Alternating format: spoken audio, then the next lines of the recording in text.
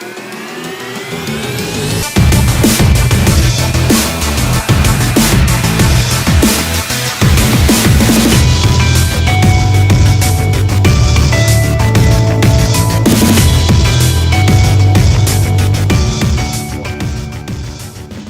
everybody. Welcome to another awesome episode of Movie Guys Podcast. I am Jordan, along here with Eric and Ed, and by the end of the show, you will find out which one of us is actually a replicant. Thank you guys for joining us, and we're talking about Blade Runner 2049.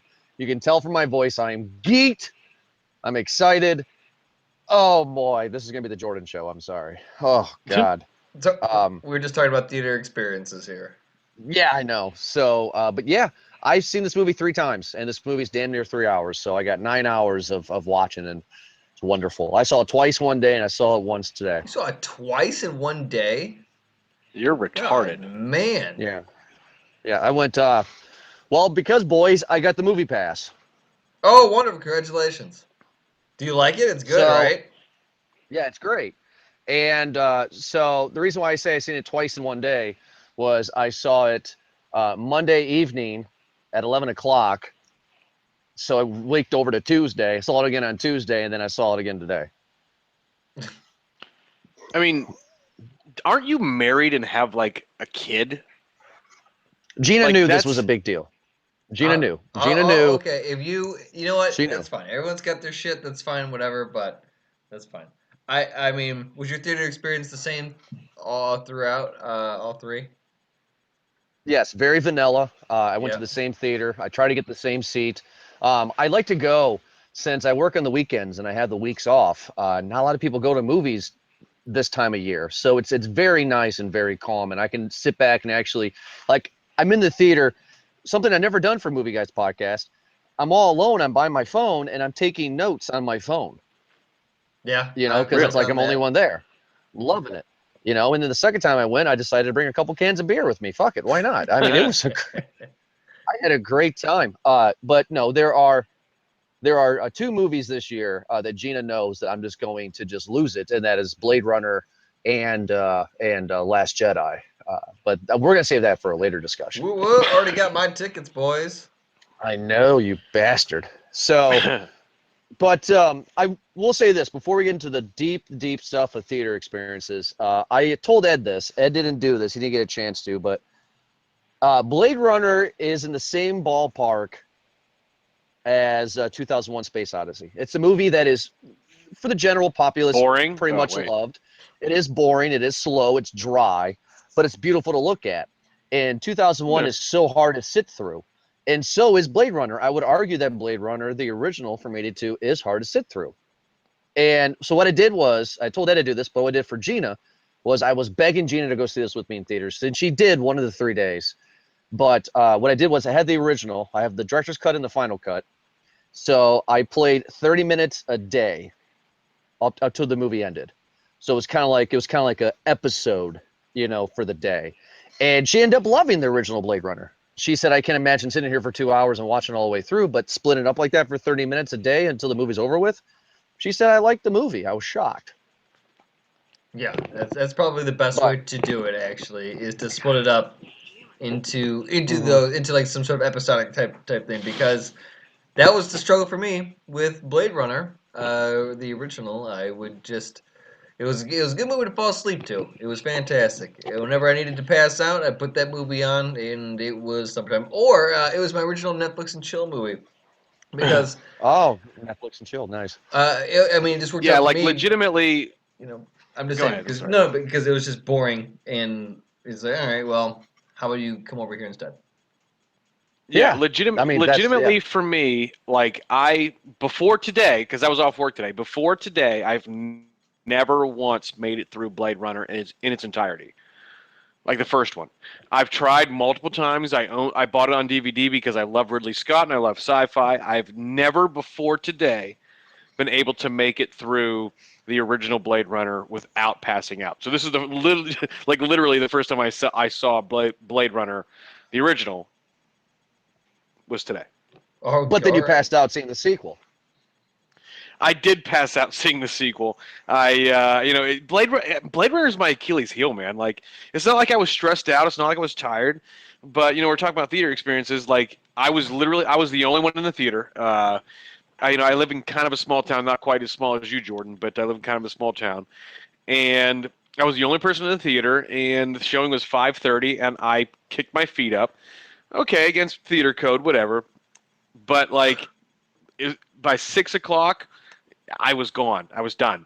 And like I couldn't keep my eyes open and I couldn't fight it anymore. And the next thing I know, it's an hour and a half later. Jeez, unbelievable. Um, Shame on you. well, my theater experience. So this has happened a few times to me now, and I feel kind of weird for saying it, but it's one of those things where this is the world that we live in right now. A few times I've gotten scared in the theater because I'll be sitting. I went to go see this one by myself.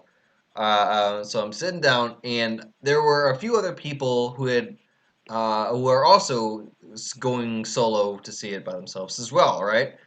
There was one guy who kind of towards the beginning of the movie where he was sitting like not next to me, but he was my neighbor. He was like 2, 3 seats down, pretty much, right? And he gets up and he goes to the exit. He kind of stands to watch the movie for a little bit, kind of a little bit, and then he just like drifts out. And then I noticed that he leaves like all of his his stuff behind too. And again, completely normal behavior, right? But part of it was just like, fuck, did that dude just leave a bomb there? Like, Really? I was like, that's There's not enough people. well, that's what it is. I looked Wow. around. That's the first thing that I said, and I was like, no, there's not. If he was gonna do it, he wouldn't do it this little sprinkle of a crowd. But that was the last time because I went to go see a special screening of like Dragon Ball Z. One of the what the fuck was that one? Resurrection, I think is what it was. But that one was a packed house, and a guy in front of me did the same thing, where Uh-oh. he got up and he put a backpack and he left the backpack in his chair, and then he ran up and it's just like, dude, yeah, that's what I said. I know, right? Fuck, right? I just like, I could not believe that. And both of you Sorry. guys just said, Sorry, both of you, I tried to take my mic off. I tried to turn my mic off, and I didn't make it. you guys have both had an interesting theater experience for a movie that is equally interesting. I would argue because, I mean, boys, I mean, this is not my Achilles heel. This is a big deal. I stumbled upon just a quick little thing. I stumbled upon Blade Runner when I was 17 years old because I thought I was buying Logan's Run Okay. because this was the age at 17 when I started to say, okay, I don't want to watch Hollywood bullshit anymore. I want to get into Tarantino and David Fincher. I want to watch independent films. So, and I've always heard of this film about a guy who has like a jewel in his hand, and you're 25 years old, and then they get chased. And when I picked up Blade Runner at Circuit City, that shows my age. Wow. I thought at 17 years old, I was like, oh, this is that Logan's Run movie I've been wanting to see. Put it in, and throughout the whole movie, I watched it all the way through for the first time when I bought it, and I was like, well, where's the guy with the jewel in the hand? This was back when we had dial-up internet, folks. You got mail. When you would yell at your mom for picking up the phone, you're trying to chat with your friends. Absolutely. So there's really no way for me to figure it out. So my movie knowledge was my dad, and he goes, no, you watched one of the greatest movies of all time. And he just hammered me with all of this knowledge about Blade Runner. And I fell in love with it. It's like one of my top 10 favorite films of all time. It's just awesome. So when they said they were doing this movie, 2049, I was pissed. Fuck you, Ridley Scott. You've destroyed Prometheus. You gave us Prometheus, which was decent, but you still destroyed Alien. Well, you destroyed it on Alien Covenant, but anywho. It's just, no, you can't do this. And then they're like, Ryan Gosling's in it. And oh, okay. Harrison Ford's in it. Says, yeah, says Jordan. He's like, what? You said who? I am intrigued. Yes, because Ryan Gosling, I will argue, Ryan Gosling doesn't do shit. He does movies that are really, I mean, some movies he does, they're not good movies, but he's always good in them. And so I knew Yeah, that I he mean, was he's a going to great bring some actor. weight. Yeah, I I mean, was like gonna the say Note. I've You know, enjoyed a lot of his movies. I mean, The Nice Guys was good. yeah, The Nice Guys was great. I mean, I'm going back to also in '04 when he did The Notebook. I mean, that's just a standard chick flick, but he was good in it, you know, and it's It just, is the standard for chick flicks, by the way. Yeah, it yeah, is. well, you know, for our age group, definitely. But, you know, it's Yeah. just, yeah, I mean, It's not so quite I as good was as The excited. Promise, Jordan, but it's still there. You Oh, remember okay. that's a movie that I made in college. That's why he's Yeah. referencing that. Yeah, yeah, that was a Jordan reference. That was definitely a Jordan reference, a little student film I made in college. Oh, either way, I thought shots were fired. That's why I was just hyping it up. I need to. That's a bad Oh habit right there. That's how fights start. no, I was excited, you know, and then of course I'm starting to really like Dave Bautista and Harrison Ford's in this and Edward James almost and then of course my boy crush Jared Leto. A. I'm James just like, almost was in this. yeah, Edward James almost, man. He's the guy that makes the origami sheep when Ryan Gosling goes to visit the old guy in the nursing home. Oh, jeez, he's looking old, man.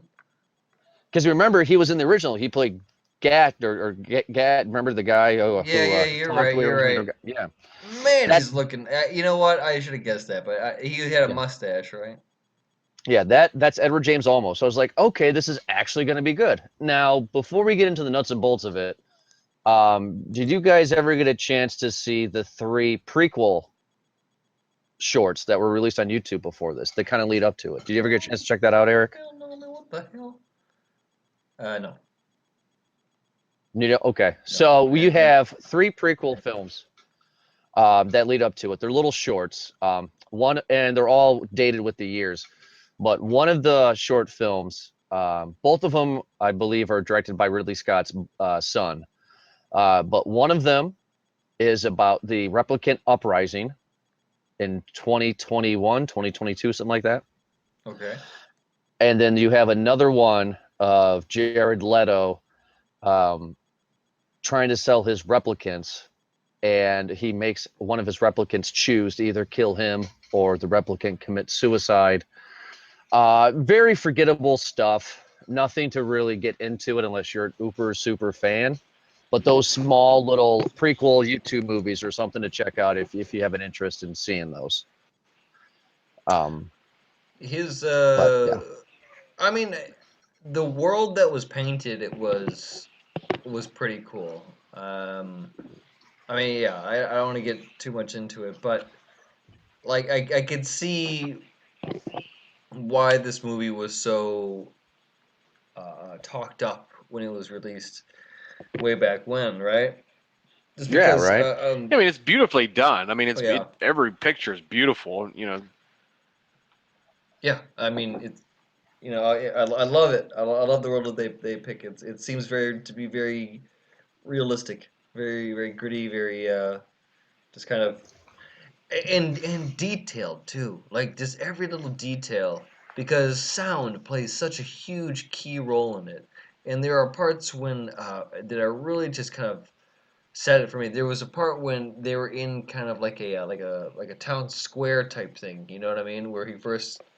I don't want to get too much away, but even just like hearing the sounds of like, the train go by, or hearing the loud horn, or of something charging up and zooming past, like it was just really cool. I actually, it was very believable. I felt like it was almost like a place that I could visit. You know, like it seemed very real. Mhm. Just loved this.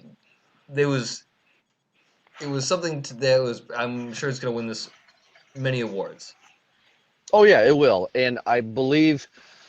Okay, I'm sorry. Let me make that statement again. I think one of the reasons why you may like this role, Derek, because big fan theory that I think is pretty much accurate, is that this is the same world as Alien.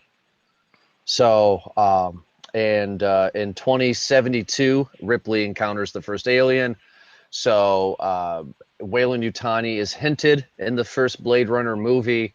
They're saying that this is the world of Blade Runner, Alien. They are the same universe. So that's always something kind of cool because you get those same kind of Art Deco, German expression realism set pieces that they got going on. So in that regard, then, because this Blade Runner series obviously very much predates anything in the Alien series. So Absolutely. let's say that because in this movie they had whatever company from the first movie fail, and then Wallace's company picks up, fills in the pieces, makes them better, replants everything, and does that over again. So it sounds like maybe that history is doomed to repeat itself, and there will be a fall of Wallace, the corporation, and have Wayland Yutani then. Or Yeah. Wayland Industries just swoop in and pick it up then, and pick up Absolutely. pretty much do that part, right? Oh yeah, absolutely. Because like if you compare the androids of Ash and Bishop, they're pretty much replicants. Yeah. I mean, pretty much for roundabout way. Besides little details here and there. I mean, the biggest one, I guess, is not a little detail, is that the insides of the androids in the Alien franchises milk and noodles, and then replicants in Blade Runner is humans in a way. That's why they're called replicants. But it's just it's just a fun little thing. It's not confirmed. It's nothing that's like, no, this is fact. It's just a nice little fan theory that are on websites that are like, this is the same world. And because in the original Blade Runner there was a Wayland Yutani logo Okay. on one of the, so people see that and they start freaking out and say, and then you got all that. But this comes to the point of the conversation, everybody, where I'm going to make this very clear. Since you're a fan of the show and you're listening, if you have not seen Blade Runner and you really, really want to check out Blade Runner and you do not want to be spoiled, I would say turn the show off now, because in a few seconds we're going to spoil the living shit out of it. We're going to talk about this in every detail. So spoiler warning here. We are going to be talking about Blade Runner in detail. So that's your warning. So we'll get into it. Are you guys shocked that we are following Ryan Gosling's character, Kay, who was a Blade Runner, but who was a replicant? A replicant hunting and killing other replicants. That was a complete twist right off the bat for me. Well, I mean, something like that's not a huge twist. I mean, you got to expect something like that from a movie like this. It's the bad guy turned good guy turned bad guy kind of thing, isn't it? No, not at all. That's why I'm shocked by your answer, because in Blade Runner, the LAPD would. That's what I'm saying. Like in the original, the replicants are the bad guys. No, not really though, because replicants, all the replicants want to do is, the replicants in Blade Runner are Nexus 6. That's their model number, and they only have 4 years of shelf life, and then they just turn off and die. Right. Those 4 were different kind of replicants who just wanted to live. They don't want to be like, one of them was pretty much the definition of a fembot. One of them was slave laborer. Yeah, who they tries to kill that. Harrison Ford with her vagina, by the way. It happens. But so like all so women. like I mean, they're not bad. They're just trying to live their life and find out why.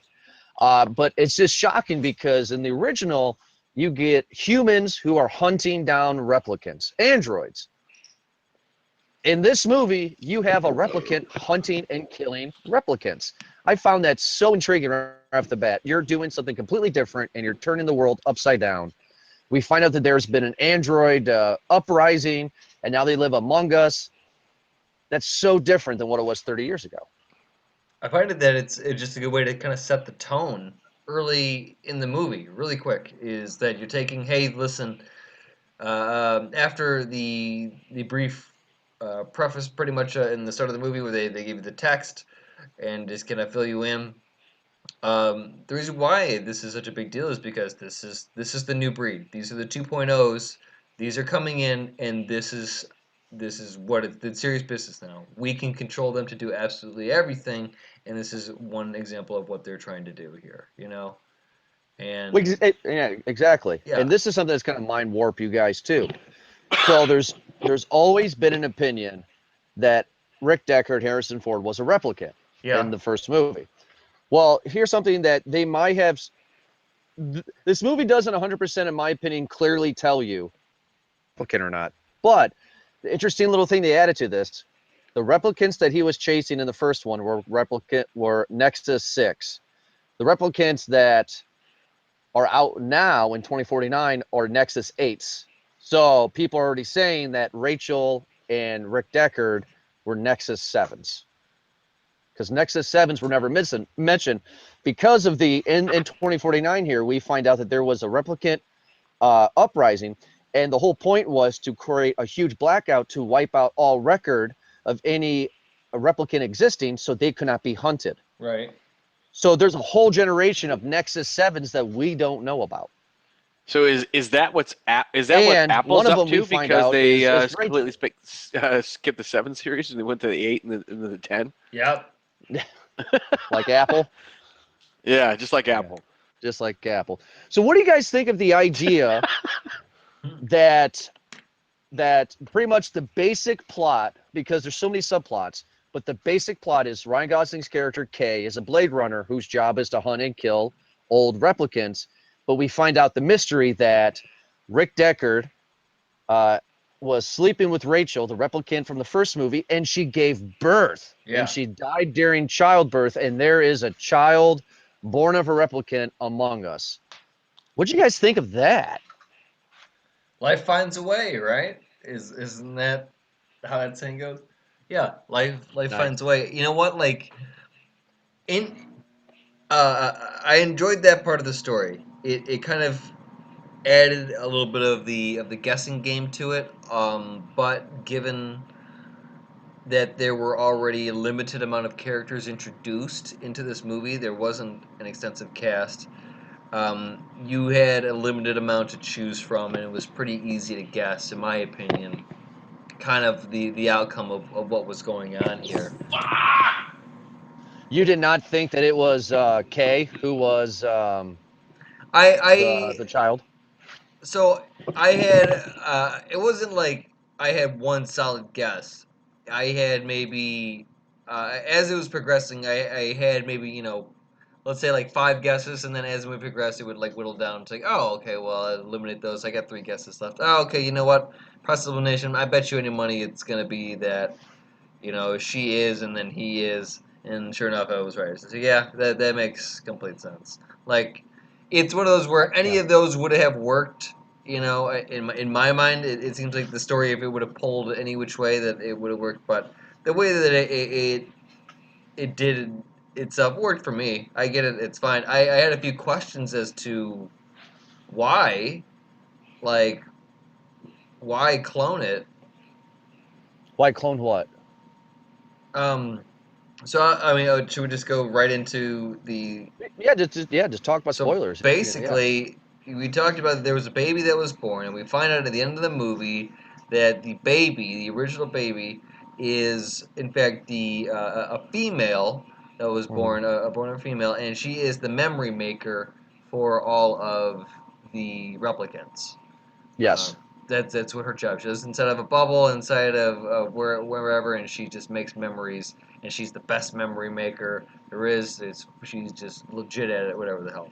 That she is this sovereign child, this prophet child here, and that Ryan Gosling is all he is a replicant of her. Yes. So why replicate her? Why do it? Yeah. To solve the mystery, because Wallace, who is Jared Leto's character, the owner of the big company now, already knows that there's a child. It's not well known. And of course, Robin Wright's character, who is the police chief, I would say to Ryan Gosling, says that, hey, if you don't find this out quick, there's going to be another uprising. So that's why Wallace knows about it, is because she is putting her memories into Gosling so she can get this mystery solved. Somebody to find her. She's not happy doing what she's doing. Why would she? But that means that she knows the entire time that she's. Well, why wouldn't she know that? Because like replicants, replicants are so different than humans. She was born. Yeah. So why would she even know that she's a replicant? Because I think of Dave Bautista, which we didn't talk about, but Dave Bautista, the big fight in the beginning of the movie, he was taking care of her gravesite, which I'm just off subject real quick. If you're in a post-apocalyptic war zone and you're trying to hide a child born of an android, 30 years later, don't keep on going to the only tree in the area and have flowers on it. Because it's just calling for people to say, I wonder if something's important underneath this thing That that looks was like it. You know what I mean? that was Harrison Ford that put the flowers on there. I know, but it's like it's Dave Bautista's character is there to Dave Bautista was to tell her what's going on, kind of like to help her guide her. That's the way I took it. Okay. You know what I mean? I So still he's don't like, hey, this understand is your why. mom. I still don't understand why the need to replicate. I don't know, or even how. Like, if you're trying to hide that baby, how would you get any of its DNA to be able to replicate it? Well, I mean, hiding code because replicants are just made out of code, right? So I mean, you can hide puzzle pieces inside the code, right? And they I can figure it I out. get it. I guess I just don't know why. Like, why would you replicate it at all? Or I don't know. Uh, Well, or Eric, you're or if it was just done later on, Eric. You like know what? You're right. I'm actually going to give you this. This is one of my biggest gripes with the movie because I'm not saying this movie's perfect. I'm hyped about it, but this movie contradicts itself. And they should have just did what the original did. Have a few casted characters, smaller world, and just focus on a solid story. Because, for an example, you have that one woman who has the hookers chasing after K2, and she has a missing eye. She has a missing eye because she's a replicant, because that's how you can tell replicants are replicants, with they have the barcodes in their eye. yeah, So that's not really smart. So if you're trying to hunt for replicants, look for people that have a missing eye. You know what I mean? It's like it doesn't make sense. So your issue with why would she do this? I agree with you. I'm just trying to make some sense to it myself.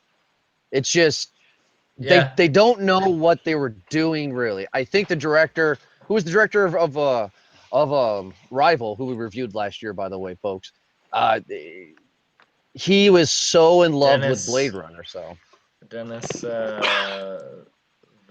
I can't say it. Villeneuve. I can't say that French Canadian word.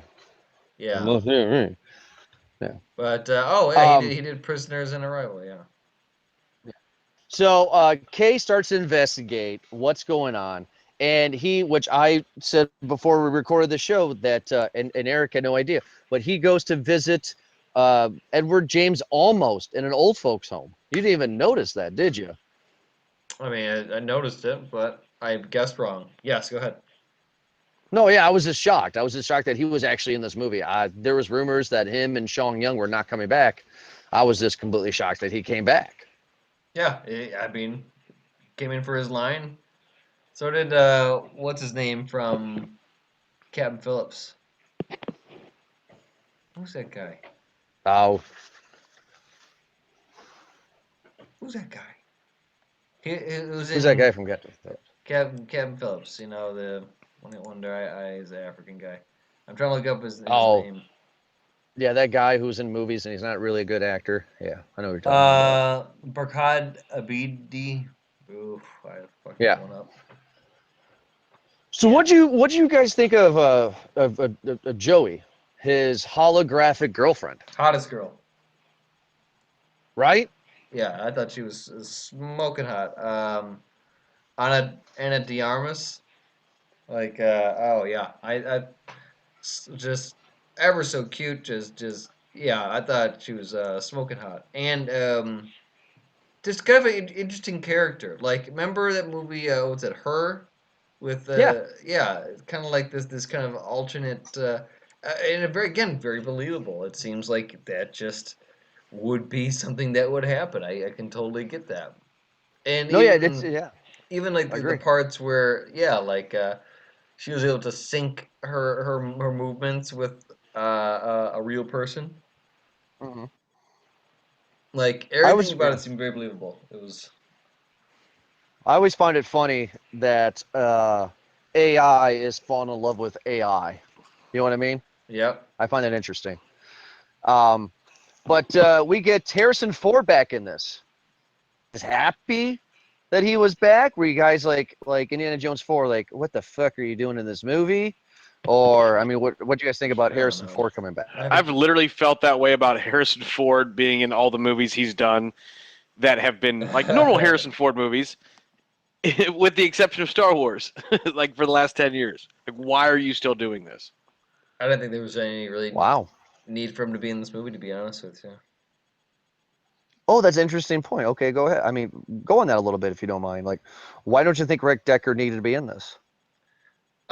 He didn't need to be in it. Like there was no reconciliation. There was no reunion with him and his daughter. I mean, well, whatever. He put his hand on the glass, you know, Sure. and then roll credits. And I don't count that as anything. But like, you didn't need that at all. Um, the point it didn't add anything further to the point of the movie already. Hmm. Like the main part of the movie was the lesson that Ryan Gosling's character Kay had already had learned at the end when he was dying on the steps. This entire movie was basically him being fueled by the idea that he could possibly be something that he could be something that he thinks, you know, well, there's something else. He thought he was special. He thought he could be more, you know? Hmm. And he's fueled by this idea, and he thinks that he's like this chosen one to be born, you know? That means it's not who he is. He's not, he wasn't this android anymore, you know? He'd be alive. He'd be, you know, with a soul. He'd be like that. And then he finds out that he's not, and it shatters him, you know? And he's fucking just so destroyed, and all this blah, blah, blah. And there's so much, but what I'm getting to is that when he's lying on the steps and he's dying, that's when he kind of realizes, especially in the part where the snow on the hand, because his clone was doing the same thing, or the clone of him was doing the same thing. Uh, he realized then that it doesn't fucking matter. Like it didn't matter for him if he needed to be born or not. He is alive. He has it. It matters that what is alive can die, and Hmm. he is alive. He can die. He didn't need to know to be born or not. You know, he Hmm. is life. There is life. It takes on many forms. It didn't fucking matter, and that's what I got out of it. Is that he had this kind of profound lesson to be learned. Interesting. You know what? What I would have liked to have seen, and I wanted to ask you guys this: would it have been better since the original is over 30 years old? Would it have been better if this was pretty much just kinda a remake of the original? Have it be smaller cast of characters. Just follow Kay, not have Rick Deckard, Edward James almost. Just make it a smaller, cohesive story because that's what I think made the first one so good. It was that these are the characters, this is what's going on, boom. With this, you got San Diego, you got Las Vegas, you got Batista, you got blah blah blah blah blah, and it's just it gets confusing. Yeah. And I agree with you, Eric, that Harrison Ford was just in this to cash in a paycheck, which he has said that. Why wouldn't I make this movie? So I'm not faulting him for it. We all need to eat. But it's like, from the character standpoint, Rick Deckard should have died way before this movie came out.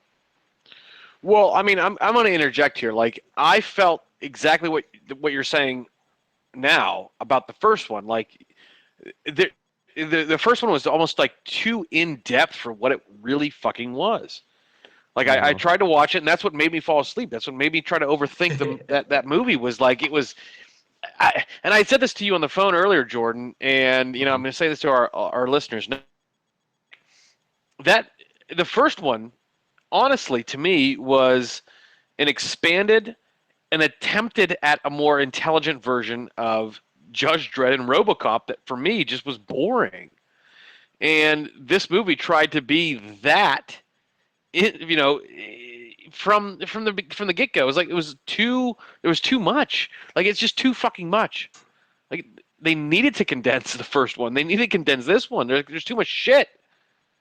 There was a lot of long and dry moments, weren't there, where it was just seemed like you know what I noticed here too, and Jordan, because you've seen this movie three fucking times, maybe you can help me out with this too. And anyone who's seen it or is about to see it, I'm about to ruin it for you. There was a lot of moments, and by a lot I think actually more like three that I could think of real easily, and then probably a few more that I've missed, of hands being caressed on face. many different times. Like it's happened again. 3 they could think of, 4 they could think of off the top of my head. Where Joy's done it to Kay, Kay's done it to Joy. They've done it to Love. Yeah, Love. There's another one, Wallace, doing it. I mean, it's a lot of caressing. I don't know what the fuck it's about, but it happens a lot. And whenever it happens, it's usually like a 5-minute scene. Goddamn, of just like Yeah. wide, beautiful shots too. Listen, great scenery, great environment. Love the shots. It does not to be that long. I mean, I could get the same effect from a postcard than I could from your 5-minute goddamn scene. That's a very good point. Yes, there is no Easter egg reason why. They didn't do that in the original movie. In the original movie, they focus on eyes a lot. The replicants always how the replicants killed you in the original movie was by gouging out your eyeballs. So the caressing of the face, I don't know. Maybe it's some weird French thing. I don't know, but it has nothing to do that I know of the history of this franchise. Um, which, before we get into our final reviews of it, just so you guys know and the audience knows, we're recording this on a Wednesday. The movie was made for 150 million. So far, it's only grossed 90 million. Oh, okay. So that's 90 million worldwide. That's not domestic. That's I, worldwide. Man, there was a lot of marketing that went into this movie too. Nobody wants to see it. I mean, like, which is one of the things I wanted to bring up, which was my last point. That the reason why movies like Deadpool are like so successful and superhero movies are so successful, and why movies like this just aren't, is because there's just no fun. Yeah. It's bleak. Our reality is no fun. Fucking bad. Our reality is the original Blade Runner. Dark, gloomy, depressing. It's just that is our reality right now, is the original Blade Runner. So I don't think people want to go to movies and see this all over again. They want to go to either be happy or scared, like for It, who has It's made 130 million. not a colorful movie. No, It's dark.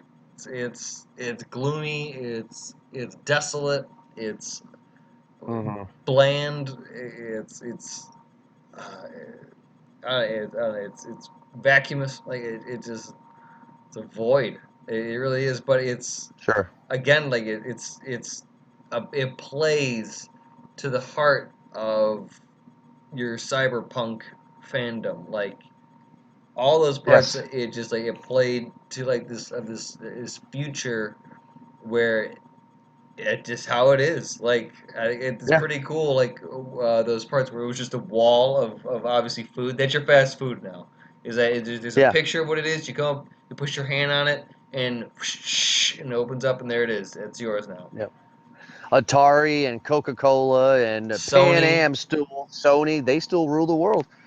It's hilarious. So we'll get into our final reviews here of, is it worth it or not? This is probably going to be a hard one for us, but Eric, is Blade Runner 2049 worth it or not worth it? This really is a tough one. I'm really mixed on this. Like it's one of those where I mean, I'm not upset that I saw it. I enjoyed it. I did. It was long. It felt long. I appreciated the story, the acting. Ryan Gosling is really a phenomenal actor. Like he does a good job. A lot of it was just nonverbal acting, and he did a really good job with it. I liked him in this movie. I liked all the acting in this movie. I don't know if what Harrison Ford did was acting. I think he's just kind of plays that way. But either way, he was tolerable too. But everyone else was fantastic. Like the girl who played the would be assassin. Uh, was that Love? Or no? They call her Love. Frasier. I mean, either way, she was fantastic. Everyone was really cool in this movie, and I enjoyed it. But at the same time, like, there's not really a whole lot there. Like, there's not like a life lesson learned at the end. It's not like some groundbreaking shit. It's not like the visuals are very pretty, cyberpunk wise. It's very pretty. It's slow. I I'm really mixed on this, man. But I mean, after going from what I see, I'm not in a rush to go see it again. I know that you are. I'm gonna say it's not worth it. Like Wow. Okay. I was hoping you were going to say it was worth it. Okay.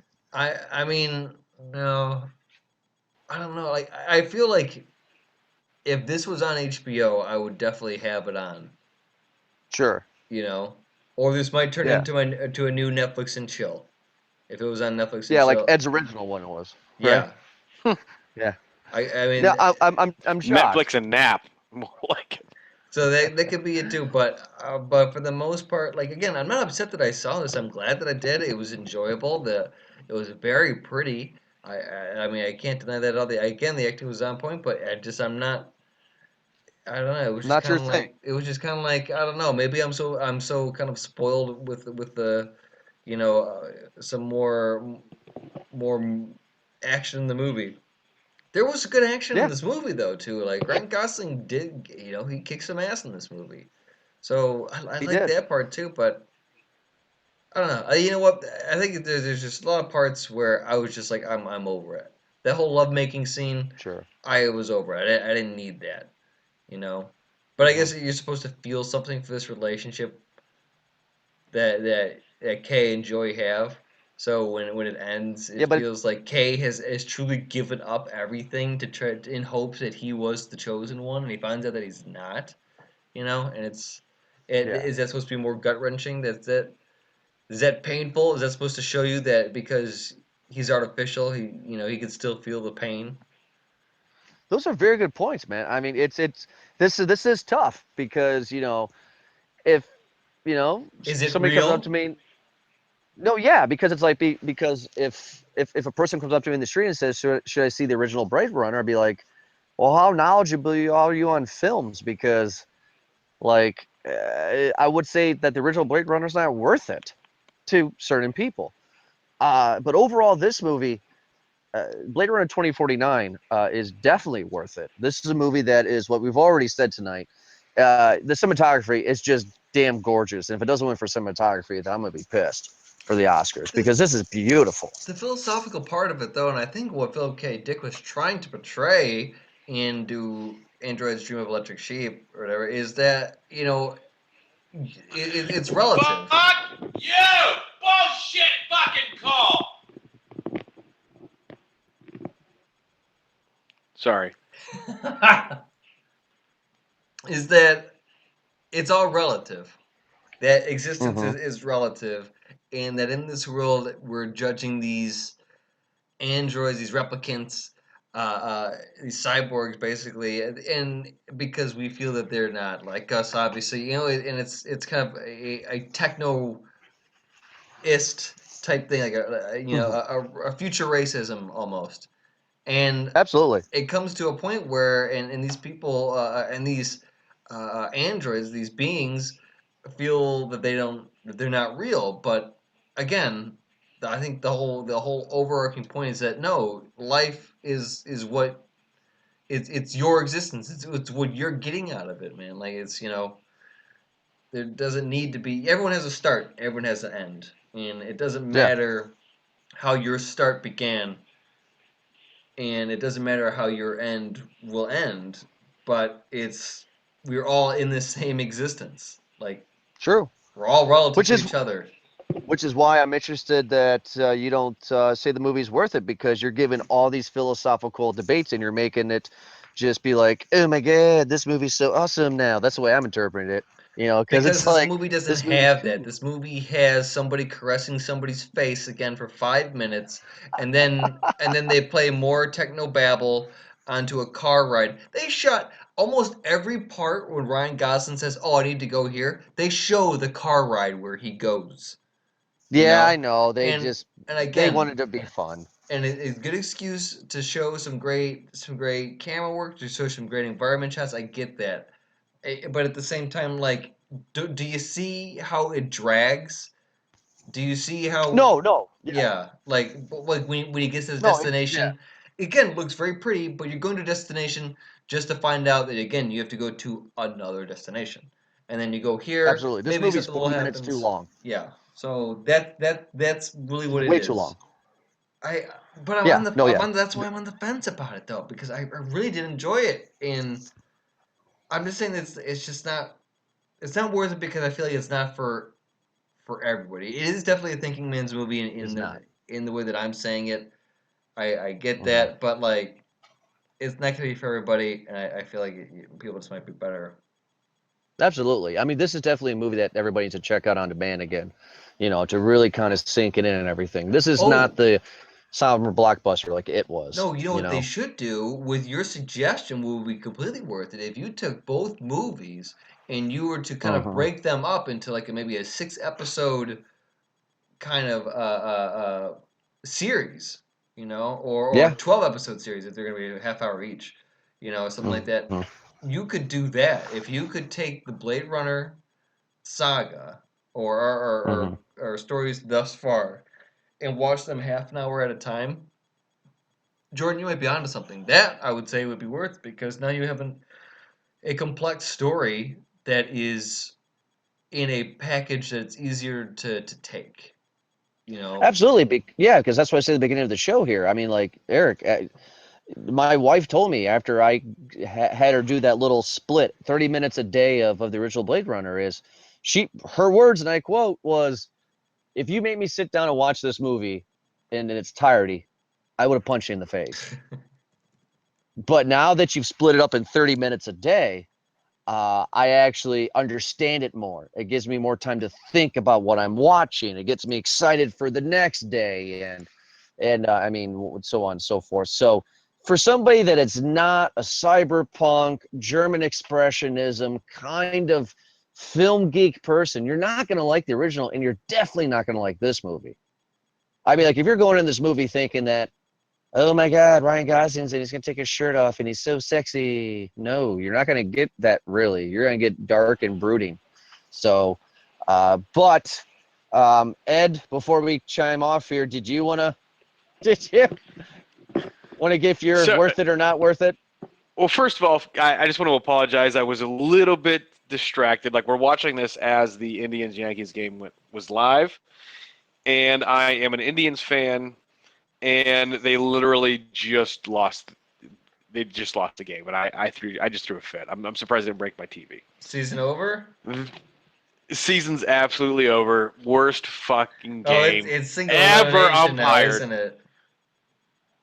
It's gone. The game's over. Yeah, Like, the series is over. there's no series now, right? Is it? Isn't it single elimination now, or No, is the Yankees moved. The Yankees moved on. It's gonna be the Yankees and Astros, and I literally just threw half of my living room contents on the floor. Oh, rough call. So when I say this, when I give my review, just know that is what is in the context of my thought process. This movie, So is it worth it? this movie absolutely is not worth it. I freely admit. Okay, so here's what happened to me in the theater today. I've never been able to make it through Blade Runner until today. I said that earlier. This movie, this series now, is my Achilles heel. Okay. And I watched the first one. I forced myself to watch it. I was off work earlier, and I forced myself to watch it to go so I can go to the theater, know the world, and know what's going on in this movie. So again, I was off work today, and I went to the theater 5:30 or so to watch this movie. I kicked my feet up because there was nobody else in the movie theater, and within half an hour I was asleep. Yeah. So if you're willing to pay $20 to take a nap, absolutely it's worth it. But if you're wanting to watch a movie, or if you're wanting to see anything, like anything that's worth any kind of money from a film fan perspective, this movie is absolutely not worth it. This is a hate, and this is an HBO movie. This is a Netflix movie. As a matter of fact, I would be surprised if anybody bought it besides Hulu. That's how boring this movie was. Jordan, I So apologize. I'm not in this world. I don't get this world. I don't. I love sci-fi. Sci-fi is one of my favorite things, and it's just I don't think this movie series understands what it is. Well, to other fans they out there, did- this will be Edward's last show of Movie Guys Podcast. He will no longer be. I just resigned. No. Friendship over. This movie this movie would be better if it were Judge Dredd, if it were RoboCop, Oh, God. if it were Terminator, God. if they took that same concept and they made another movie, then it would be better. The problem is this movie thinks, this series, this franchise now that it's two movies, thinks it's smarter than it is. Mm. When in reality, it's so stupid that it comes around full circle, and because it can't comprehend what's going... This movie's Donald Trump. It can't comprehend that it's so stupid that it can't say anything smart, that it actually thinks it's smarter than people. Like, you know, it's... This Blade Runner is Donald Trump. I'm sorry. It's so... It doesn't understand what it is. It doesn't understand the theory of what it is. And if it would just be what it was, it would be okay.